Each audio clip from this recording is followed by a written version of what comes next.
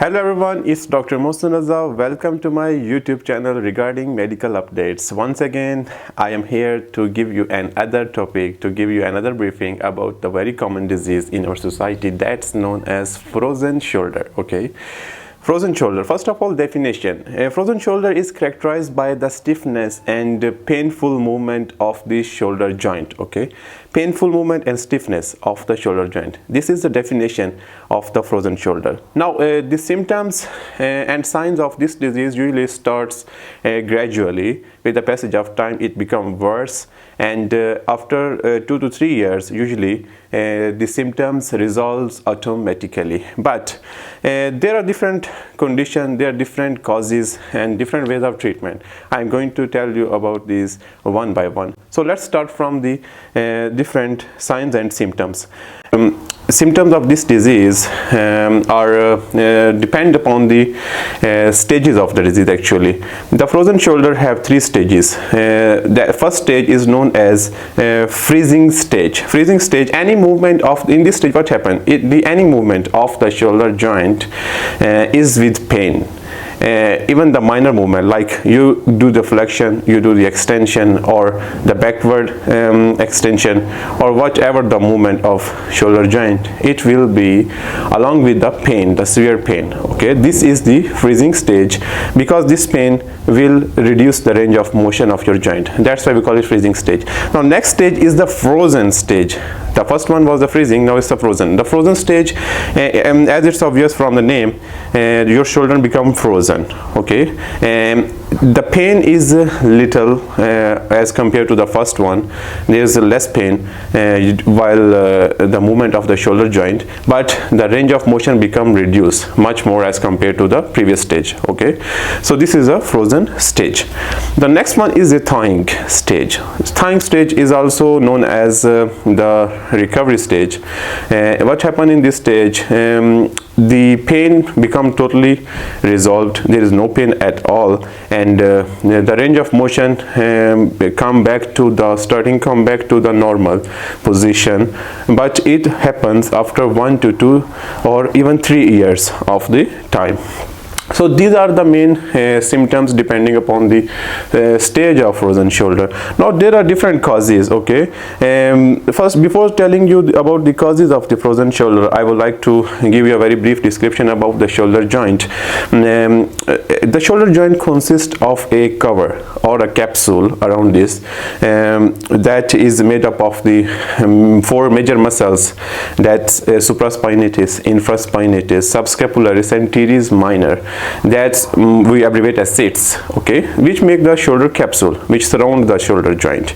Now what happened in the frozen shoulder? Any thickness, any thickening or tearing or a tightness of this capsule cause the limitation of the shoulder joint movement. Although it's more likely to occur in people who have diabetes. Okay, it's more common in diabetic patients. Now I will explain the risk factor next. So let's start from the risk factor. The most common risk factor is age and sex. So it's age related and gender related disease. It's more common in the people who are above 40 years, and it's also more common in women as compared to the men. So age above the 40 years and females are more prone to this disease. Frozen shoulder. Okay, the next risk factor is about different traumas of the this capsule around the shoulder joint. So the prolonged immobility or immobilization of this joint is the main cause of the frozen shoulder, which can be due to any stroke. Stroke can cause the immobility, any surgery of this shoulder joint, broken arm, or even rotator cuff injury. Okay, so these are the causes which can immobilize your shoulder, and the long-term immobilization will result in the frozen shoulder and the limitation of the shoulder joint movement. So there are some other systemic diseases or metabolic diseases which can also increase the chances of frozen shoulder in the patient. Most common of them, as I told you before, is diabetes. So diabetes, and the next is the hyperthyroidism. The next one is the hypothyroidism and cardiovascular disease, which include like ACS, which include like heart attack or hypertension and so on. Next, tuberculosis or TB is also the main cause, and the next one is the Parkinson disease. So these are the most common metabolic diseases which are related to the frozen shoulder. Now so next is the prevention, how we can prevent from developing the frozen shoulder in our shoulder joint. First of all, as I told you before, the main cause is limitation of range of motion for the long time can cause the frozen shoulder. So we should avoid immobilization. If we keep moving our shoulder joint, either by a physiotherapy or at your home or by gym or any exercises, it will reduce the chances of developing the frozen shoulder. So this is about the prevention. Now next is how to diagnose the frozen shoulder. Is a disease which is mostly diagnosed by the physical examination by the doctor, mostly by the orthopedic surgeons.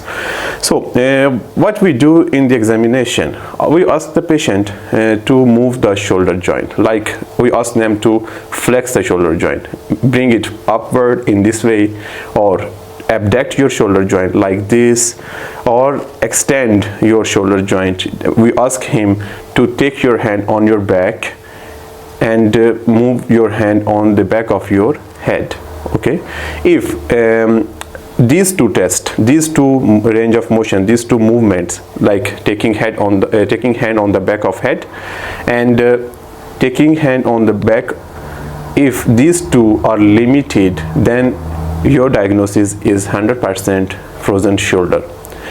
So as I told, the diagnosis is clinical actually. This was about the passive movement that we ask the patient to perform himself. Now there is another test, that is active movement. After this, doctor perform this range of motion by himself. He take the hand, take the hand of the patient and move it in different directions. If we like this, doctor hold the hand of the patient and move it in the upward direction. If the frozen shoulder is there, the patient cannot take his hand like above or higher than this stage, or he cannot move his hand more than this on the back of his head. Okay, from this stage pain starts occurring, and he cannot also take his hand on his back from not more than this stage. Okay, so this shows the stiffness of the shoulder joint. Stiffness means frozen shoulder. So the diagnosis is totally clinical, but for the confirmation of the diagnosis, few doctors also approach to the MRI or the simple radiography. MRI can show the tearing. If there is any trauma of the shoulder, capsule of the shoulder joint, it can be seen in the MRI. And simple X-ray or the radiography of the shoulder joint can show the inflammation or swelling of the shoulder joint or the accumulation of the fluid in the joint. So now this is the diagnosis. Now next is the treatment. There are different ways of treatment. The first and foremost treatment is the physical therapy, is the exercises at your home. As if you remember, I told you the main cause is immobilization, long-term immobilization of your shoulder joint. So the treatment is mobilization.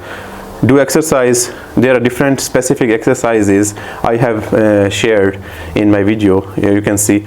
So these exercises, like the flexion, if you ask the patient stand in front of a wall and move your hand in this way slowly upward above your head as long as he can. Okay, this is the main exercise for the treatment of the frozen shoulder. The next one is ask the patient to bend forward. Look at me, to bend forward in this way and to move his hand in pendulum like condition. Look at me. This one is the pendular movement. So these are the two main exercises the patient can perform at home, or he can go to the physiotherapist in the hospital. Now there are different medication to relieve the pain, like he can take the NSAIDs like ibuprofen, acetaminophen, aspirin, and these are the OTC, over-the-counter drugs you can use for the relieving pain. The next therapy is if there is very severe condition like frozen shoulder, become the second stage. If there is no movement at all, then we can take some other steps other than the exercise, like shoulder joint steroid injections. We can inject it in the shoulder joint. Usually it's injected in the subacromial joint by orthopedic surgeon. So this steroid can decrease the inflammation and also relieve the pain, and which improve the movement of the shoulder joint. The next one can be the shoulder distension. What happens in shoulder distension? We inject the pure water inside the shoulder joint, which cause the releasing extension of the tissues, and which help in increasing the range of motion. The next one is shoulder manipulation. If these two injections do not respond, then next step is the manipulation. What happens in the manipulation? It's done by the surgeon, orthopedic surgeon, in the hospital or in the OR, in the operation room. What we do, we actually give the patients a general anesthesia, or even under the localized anesthesia can also be possible, which is injected in the shoulder joint, and patient lie down on the stretcher in a suitable position, and surgeon do the mobilization of the shoulder joint by manually, by holding the hand and move it as much as possible to break the resistance, and to increase the relaxation of the capsule around the shoulder joint. So it's on the surgeon actually how much he can improve the range of motion under anesthesia. If it's usually 99% the patient become well after this procedure, but if even after this still he have the sign and symptoms, then we can move toward the surgery. The surgery is very minor actually, and is usually done by the technique that is known as arthroscopic surgery. Surgeon enter into the shoulder joint by using the camera associated fibers, that is arthroscope actually, which enter into the shoulder joint and break down those scars or the tough tissue or thickened tissue around the capsule with the help of that instrument, which release the shoulder joint, and the range of motion become improved. So this is very brief description about frozen shoulder. I hope it will be useful for you to diagnose yourself even and treat it on yourself at home. Thank you very much for watching my video, and if you have any question, please ask me in the comment. I will respond it as soon as possible. Thank you so much.